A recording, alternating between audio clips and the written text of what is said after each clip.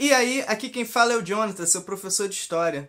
Bom, e o assunto de hoje é carteirada. Eu não poderia deixar de falar sobre o assunto desse vídeo, que ficou muito em evidência nesse final de semana com a reabertura dos bares no Rio. Bom, o que aconteceu foi que no Leblon, ou na Barra, enfim, bares lotados, acima da capacidade permitida devido às nossas atuais circunstâncias de pandemia, né? Aconteceu fiscalização sanitária, muitos desses bares tiveram de ser fechados, né? Multados, enfim. Até que aconteceu uma fatídica cena que viralizou na internet em que um cliente revoltado devido ao fechamento do bar, enfim, teve sua noite interrompida, ele, indignado, ele começou a agredir os fiscais da vigilância sanitária, tentando dar uma carteirada neles. E aí acontece que a esposa desse senhor alterado, ela profere a seguinte frase, quando o fiscal lá da vigilância sanitária pede calma a esse senhor, fala: cidadão, tenha calma. E aí a mulher desse cara, ela chega e fala: cidadão não, engenheiro civil, formado, melhor do que você. Bom, e essa frase gerou vários memes, além de uma série de notícias, como, por exemplo, a descoberta de que esse engenheiro estaria recebendo auxílio do governo emergencial, ou que por conta disso a mulher foi demitida do trabalho. A notícia de que o fiscal que estava sendo humilhado tinha, na verdade, um mestrado e um doutorado. E uma outra que eu ainda não consegui averiguar direito, mas que aparentemente o bar que eles estava vendendo comida estragada. Mas esse não é o assunto do vídeo. O foco é uma análise histórica nessa questão da carteirada, porque é um assunto muito recorrente dentro do nosso cotidiano de Brasil e faz parte um pouco da nossa cultura, tanto é que nós temos até uma palavra para se referir a esse ato, que é da carteirada. Só o Brasil tem esse termo, carteirada. E para fazer a análise sobre esse acontecimento e trazer também à luz algumas questões históricas, eu queria trazer atenção para 3 aspectos desse episódio que aparentemente é um caso isolado. O primeiro é que há claramente aí uma tentativa de fugir da lei, né? O fiscal, o agente da lei, estava lá cumprindo seu papel e, por conta desses clientes se sentirem acima da lei, seja por ser um engenheiro civil, eles vão tentar intimidar esse funcionário para que ele deixe de fazer a sua função. Outra coisa que também gostaria de trazer em evidência é que há claramente aí nesse caso um desprezo pelo trabalho, ou seja, pelo trabalho daquele fiscal da vigilância sanitária. Ali o trabalho dele está sendo totalmente desrespeitado e desprezado. Tanto é que a pessoa vai e humilha ele, dizendo que ela era superior a ele. A terceira coisa que eu gostaria de chamar a atenção antes de iniciarmos essa análise é que esse aparentemente é um traço da cultura brasileira. Nós temos uma série de outros casos, esse não é um caso isolado. Temos, por exemplo, uma mulher que foi autuada por desacato e que ela começou a humilhar o policial dizendo que ela era arquiteta, como se isso permitisse a ela, enfim, infringir qualquer coisa ou ser imune a blitz. Ou um caso um pouco mais recente do que esse, que aconteceu em Alphaville, que um morador de Alphaville começou a humilhar um policial, dizendo que aquilo ali era Alphaville e não era uma favela para ele poder ter moral. Bom, esse é um traço da nossa sociedade que a gente vai tentar analisar nesse vídeo. Mas antes, deixa aquele joinha, se inscreve no canal, compartilha e deixa aí o comentário caso você já tenha presenciado algum caso de carteirada ou já tenha dado carteirada. Não, se você deu carteirada, sai desse vídeo, não quero papo contigo não. E vamos pro vídeo. Bom, sempre quando eu vejo esse tipo de assunto entrando na mídia, vem sempre em mente o seguinte livro, Raízes do Brasil, do Sérgio Buarque de Holanda. Esse livro é um livro sensacional porque ele faz uma análise histórica sobre traços culturais do Brasil, por assim dizer, sociais. E vale aqui a gente fazer uma contextualização desse livro. Esse livro ele vai ser escrito na década de 30, em 1936, se eu não me engano é a data de publicação. É um período que o Brasil estava atravessando a ditadura de Vargas, então um período da nossa história autoritário. Período também que estava começando a surgir no Brasil tentativas de criar uma história nacional, explicações nacionais, Vargas até mesmo com aquela proposta nacionalista do seu regime. Então, vai ser um período em que esse assunto, tentar explicar o Brasil, vai ser um assunto que os pensadores que o Brasil está formando vão estar se debruçando sobre. E aí nós temos essa geração de Sérgio Buarque de Holanda, Caio Prado Júnior e Gilberto Freire. Esses daí são, digamos assim, os 3 primeiros historiadores que vão tentar explicar o Brasil, entender o que é esse Brasil, por um viés de uma análise científica alternativa àquelas ideias positivistas que estavam vigentes até então. O Caio Prado Júnior ele vai escrever, se eu não me engano, em 42 ou algo do tipo, A Formação do Brasil Contemporâneo. Ele vai fazer uma análise marxista, econômica, ele vai tentar explicar o Brasil através de uma formação econômica. O famigerado Gilberto Freire vai escrever em 46 o Casagrande Senzala, que basicamente ele vai trazer à luz a ideia, o conceito de miscigenação.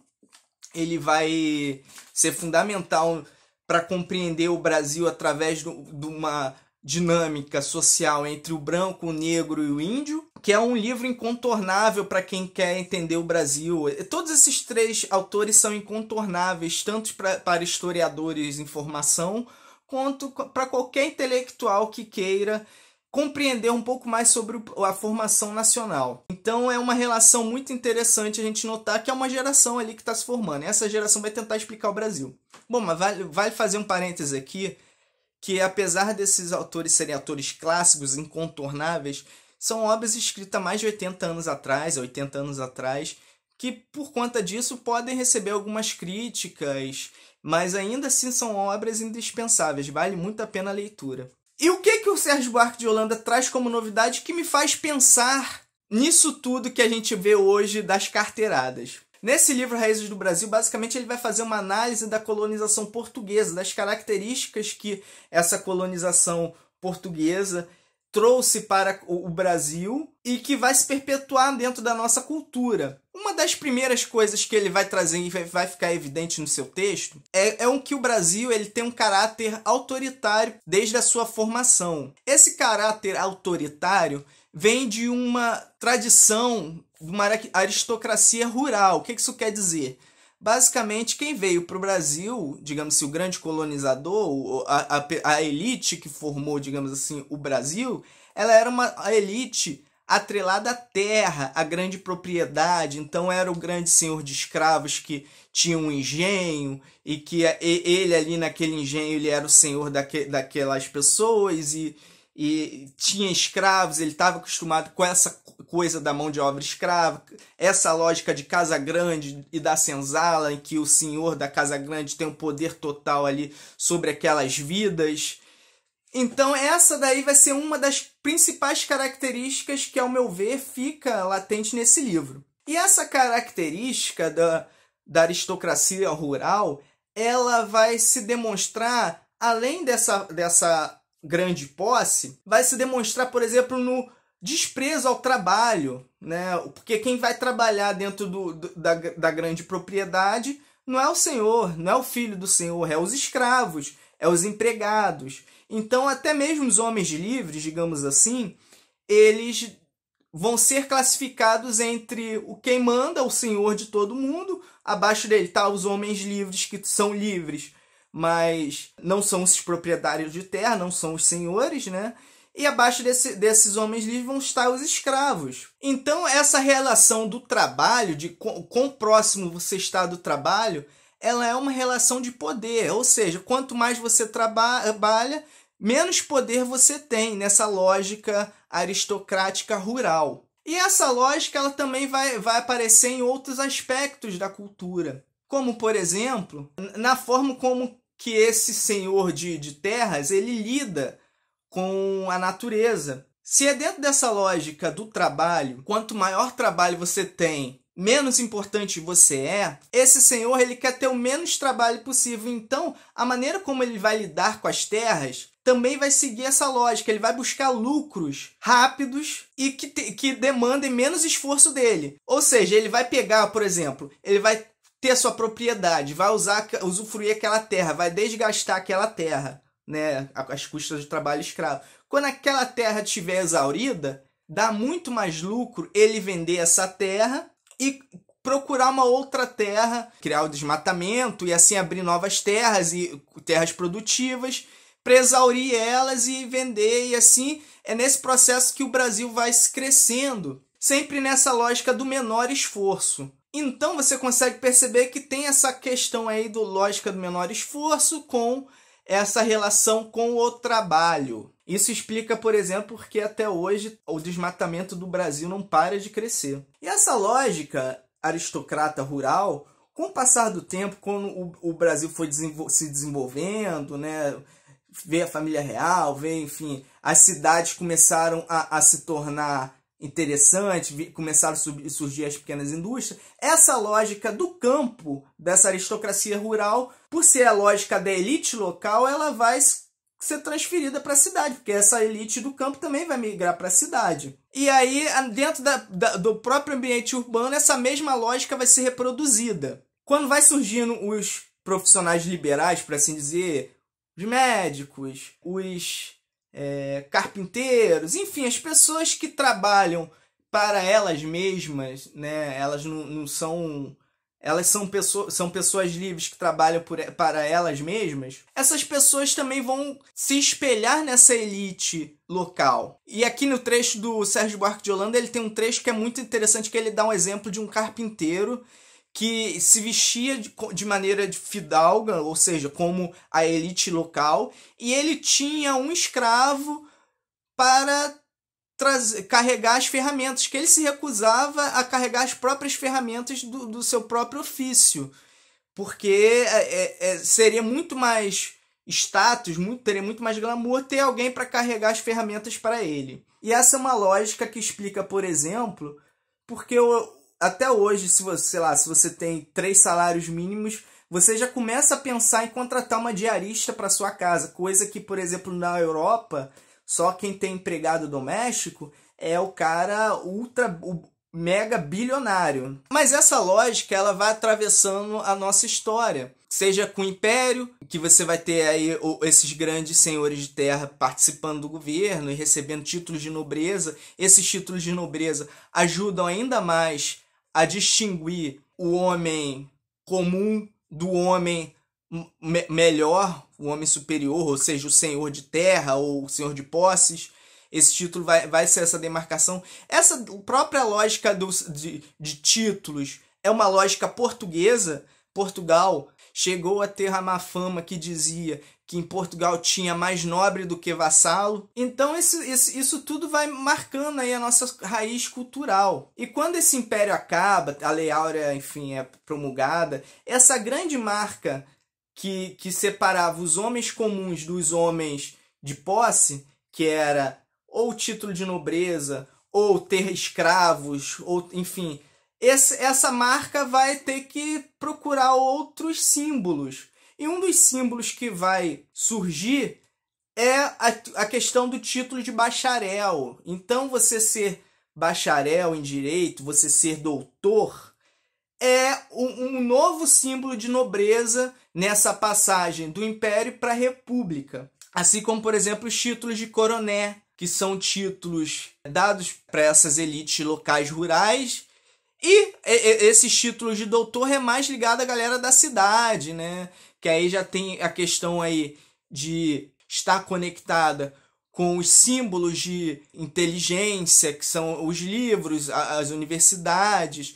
Esse símbolo de inteligência, ele também vai ter um papel interessante nessa lógica, porque, veja bem, lembra daquela questão em relação ao trabalho, de quanto mais próximo ao trabalho, menor é a sua respeitabilidade social? Então, dentro dessa lógica, o trabalho, ou enfim, o trabalho ser um trabalho intelectual eleva muito mais o sujeito do que ser um trabalho manual. E aí uma coisa que eu esqueci de mencionar durante a gravação desse vídeo é que dentro dessa lógica ainda de do bacharel, do título de doutor, essa coisa da relação entre ser doutor, ser bacharel, ter uma formação e ter um prestígio social, acarreta dentro da nossa sociedade o seguinte fenômeno. Nós vamos ter dentro da sociedade brasileira uma série de profissionais liberais, como médicos, advogados, engenheiros, que vão buscar essas carreiras não por vocação ou por, enfim, porque o sonho da vida dessa pessoa é tratar de doentes, cuidar, melhorar a saúde dos velhinhos, não. Elas vão buscar essas carreiras porque essas carreiras dão status, dão justamente esse grau de superioridade perante os demais. Então, esse título de coronel, esse título de doutor, vai ser, digamos assim, o diferencial que essa elite ou de quem quer ser elite vai buscar dentro da nossa sociedade. Veja bem, e aí traz algumas questões interessantes. Por que esse pessoal quer tanto se distinguir do povo comum? E aí que entra a maior sacada do Sérgio Buarque de Holanda.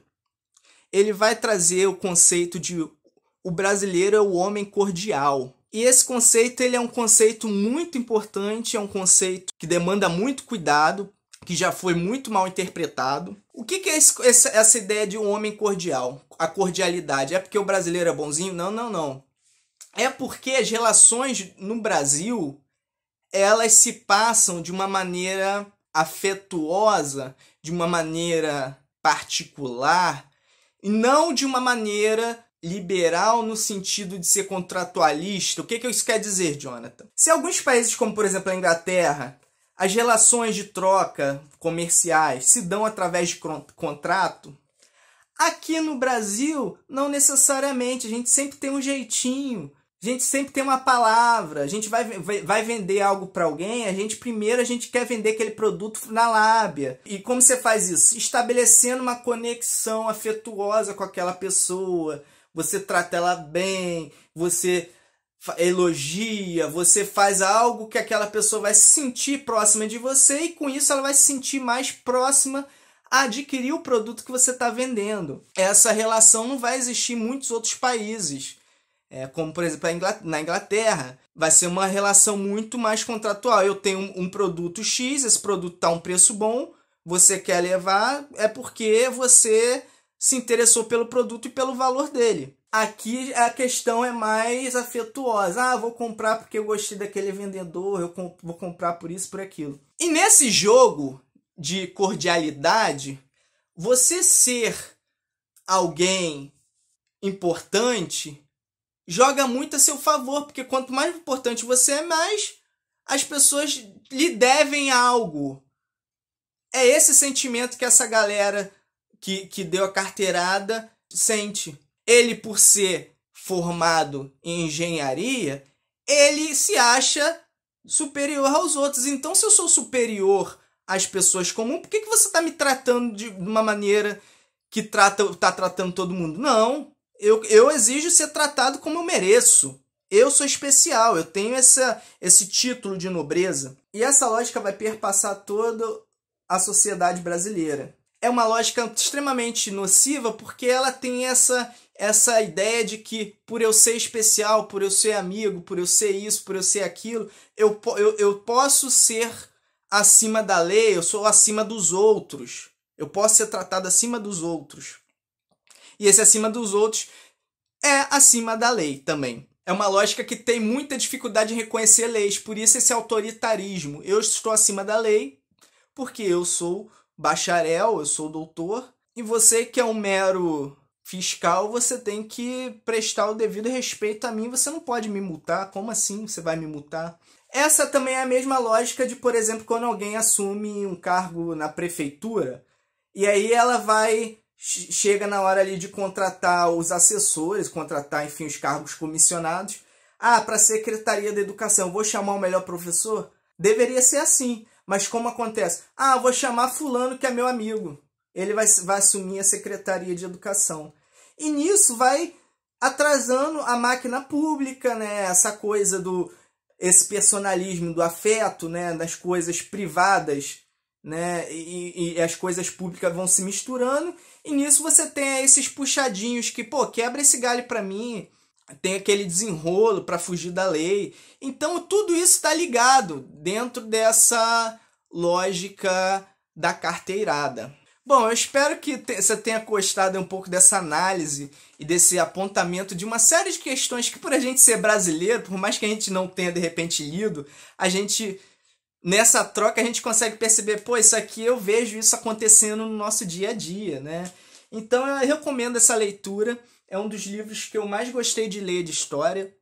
Eu li esse livro quando eu estava estudando para fazer o meu mestrado, para passar no processo seletivo do mestrado. Foi um processo contratual, ou seja, teve um edital, eu tive de passar na prova, tive de fazer uma série de processos, não foi nessa da amizade.